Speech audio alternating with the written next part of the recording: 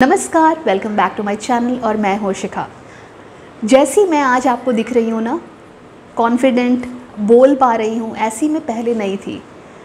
क्यों नहीं थी उसका रीज़न था, मेरे आसपास ऐसे बहुत से लोग थे जो शायद मुझे बार बार डीमोरलाइज़ करते थे, बार बार इंसल्ट करते थे।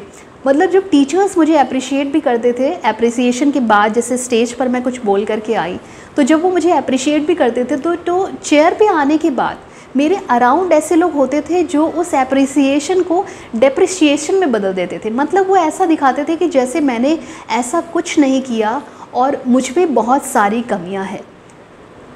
मुझे बहुत डीमोरलाइज फील होता था। मतलब मुझे ऐसा लगता था कि सच में क्या मैम ने मेरी तारीफ़ करी वो फेक किया, या शायद मैं बोल नहीं पाई, या शायद बहुत सारी मतलब खुद में मेरे इतने डाउट्स हो जाते थे कि मुझे लगता था कि नहीं, ये लोग सही कह रहे हैं और मैं कुछ भी नहीं हूँ। मुझे तो बात करना ही नहीं आता, मुझे तो प्रेजेंट करना ही खुद को नहीं आता। बट धीरे धीरे वो तो इमेच्योर स्टेज थी ना, बट धीरे धीरे जब मैच्योरिटी मुझ में आने लगी, जब मुझे समझ में आने लगा कि अगर मुझ में कोई कमी होती तो मैं रेडियो जैसे प्लेटफॉर्म पे क्यों होती, अगर मुझ में कोई कमी होती तो मैं दूरदर्शन जैसे प्लेटफॉर्म पे क्यों होती, अगर मुझ में कोई कमी होती तो मैं इतने लोगों की चीज़ों को सॉल्व कैसे कर पाती, अगर मुझ में कोई कमी होती तो मैं कैसे लोगों की प्रॉब्लम्स को सॉल्व कर पाती, लोग मेरे पास क्यों आते। तो धीरे धीरे जब ये चीज़ें मुझे समझ में आई तो आज मुझे ऐसा लगता है कि मुझे ये चीज़ें आपसे शेयर करनी चाहिए कि आखिर ऐसा लोग क्यों करते हैं, आखिर लोग दूसरे को डीमोरलाइज क्यों करते हैं या दबाने की कोशिश क्यों करते हैं, उसके पीछे उनका मकसद क्या होता है। देखिए, जो पहला मकसद होता है वो होता है ईगो। ऐसा करने से ऐसे लोगों की ईगो सेटिस्फाई होती है। मतलब वो खुद को बड़ा नहीं बना सकते तो वो आपको नीचा कर देते हैं।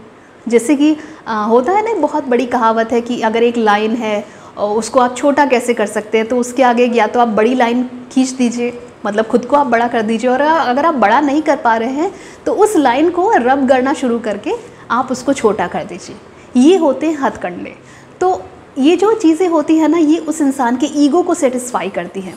तभी वो आपके टैलेंट पर, आपके स्किल्स पर, आपकी जॉब पर, सैलरी पर, लुक्स पर, कलर पर, हर एक चीज़ पर कमेंट करना ऐसे लोग शुरू करते हैं और आपको ऐसा रियलाइज़ कराते हैं कि जैसे कि आप तो कुछ है ही नहीं, बल्कि जो तथ्य होता है, जो रियलिटी है, वो ये है कि वो आपकी सक्सेस को डाइजेस्ट नहीं कर पा रहे क्योंकि वो खुद अंदर से खोखले हैं।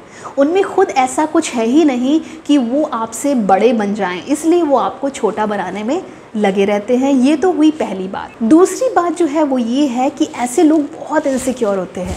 उनको ये लगता है कि अगर ये इंसान सक्सेस कर रहा है, अगर ये किसी मुकाम पर पहुंच गया, अगर ये ज़्यादा पढ़ गया या इसके पास कुछ ऐसी अचीवमेंट आ गई, तो ये मुझसे शायद बात ना करे, ये शायद मेरी सुने नहीं, या शायद ये मुझे फॉलो ना करे। तो ये जो इनसिक्योरिटी होती है ये उनके तरफ से ऐसे निकलती है और वो ऐसा दर्शाते हैं कि जैसे आप कुछ नहीं हैं।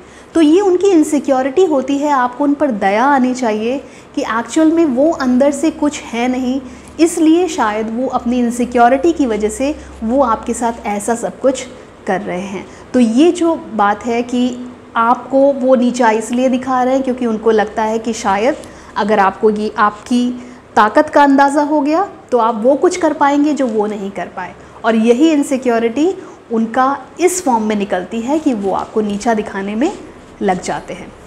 तीसरी बात जो है वो ऐसे लोग ये समझते हैं कि मैं सही और मैं ही सही। मतलब ये है कि उन्होंने जो कह दिया वो पत्थर की लकीर है। वो आर्ग्यूमेंट करने में भी वो यही कहते रहेंगे कि ये जो मैं कह रहा हूँ यही सत्य है और यही परम सत्य है। अगर आप ऐसे लोगों से अपनी बात कहने की कोशिश करें, पहली बात तो ऐसे लोगों से कोई बात करनी ही नहीं चाहिए। अगर आप ऐसे लोगों से अपनी बात करने की कोशिश करेंगे भी तो वो आपको उल्टा सीधा ही कहेंगे, वो आपको फिर से नीचा दिखाएंगे। अरे तुम क्या हो, मुझसे बात करने चली आई, तुम हो क्या, मेरे सामने तुम हो क्या जो तुम ये बात कर रहे हो। इस तरीके के स्टेटमेंट्स ये लोग पास करते हैं, जबकि रियलिटी ये होती है कि इनके अंदर कोई टैलेंट, कोई क्वालिटी है ही नहीं। बस ये शब्दों के माध्यम से खुद को सही साबित करना चाहते हैं और इसलिए ही ये आपको नीचा दिखाने में लगे हुए हैं। इन लोगों की एक ख़ास बात होती है कि इन लोगों का जो रियल फेस है ना, वो या तो सक्सेस में सामने आएगा या तो इनके फेलियर में सामने आएगा। सक्सेस में स्पेशली सामने आता है कि अगर इनको थोड़ा सा भी अचीवमेंट मिल गया, पावर मिल गई या मनी मिल गया तो ये बौखला जाते हैं। मतलब ये फिर वो सब करेंगे जो शायद कहते हैं रावण का जो आपने देखा ना, अहंकार वाली सिचुएशन में पहुंच जाते हैं।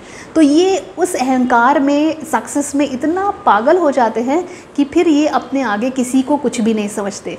और ये तो जग जाहिर बात है कि जो सक्सेस है, जो पैसा है, वो कभी भी इंसान के साथ परमानेंट नहीं रहता। आपको उसके लिए बहुत मेहनत करनी पड़ती है और आपको ज़मीन से जो आपकी कहते हैं डाउन टू अर्थ रहना पड़ता है, तभी आपको चीज़ें मिलती हैं, क्योंकि परमात्मा भी देखता है आपके कर्म। तो ऐसे लोग जब सक्सेस आती है तो बौखलाहट में भी आपको उल्टा सीधा कह सकते हैं, आपको दबा सकते हैं, आपको गिरा सकते हैं और आपकी इंसल्ट कर सकते हैं। बट ये टेम्परेरी है। आप ये समझिए कि ऐसे लोग जब नीचे गिरेंगे ना तो बहुत चोट लगेगी, और जब नीचे गिरेंगे ना तब ये शायद आपके पास फिर से आएँ और शायद आपसे फिर से क्लैरिफिकेशन करें। लेकिन तब प्लीज़ आप इनकी मत सुनिएगा, क्योंकि अगली बार फिर ये आपके साथ वैसे ही हो सकते हैं अगर इनको ज़रा सी भी तरक्की मिली तो। अब अगर आपके साथ कोई ऐसा कर रहा है तो सल्यूशन क्या है, डील क्या करें? देखिए, पहली चीज़ तो ये है कि आपको स्ट्रॉन्ग रहना है। खुद पर आपको बिलीव होना चाहिए कि कोई कुछ भी कहे, कोई कुछ भी कहे, मुझ में ये क्वालिटी है, मैं ये हूँ। खुद को समझना, खुद को जानना बहुत इम्पॉर्टेंट है हर इंसान के लिए। तो खुद को आपको जानना बहुत इम्पॉर्टेंट है, खुद पर स्ट्रॉन्ग रहना बहुत इम्पॉर्टेंट है। ये तो हुई पहली चीज़। दूसरी चीज़ ये है कि आपको जो भी चीज़ करनी है, जो भी फ़ैसला लेना है, जो भी डिसीजन लेना है अपनी लाइफ के लिए, वो हमेशा इवैल्यूएट करके लेना है। मतलब सोच समझ के कोई भी डिसीजन लेना है। ऐसे लोगों की बातों में आकर के आपको खुद को जज नहीं करना है कि हो सकता है मुझ में ही कमी हो सकता है ऐसा ही हो। अपनी बुद्धि का इस्तेमाल करें, चीज़ों को इवैल्यूएट करें और तब जा कर के आप किसी डिसीजन पर पहुँचें। जो तीसरा पॉइंट है वो ये है कि देखिए, घमंडी लोग, इस तरह के लोग किसी की सुनते नहीं हैं। बट नॉर्मल जो लोग हैं, सल्यूशन इसका ये है कि आप सबको सुनिए, सबकी समझिए और सीखिए। और उसके बाद जो आप अप्लाई करेंगे ना, डिसीजन आपका होना चाहिए। तो सीखने के लिए सबको सुनना ज़रूरी है। ये अपनी आदत में आप ज़रूर लाइए कि आप सुनिए सबकी, बट करिए वही जो आपको सही लगता है और करिए वही जो आप बेस्ट कर सकते हैं अपने लिए।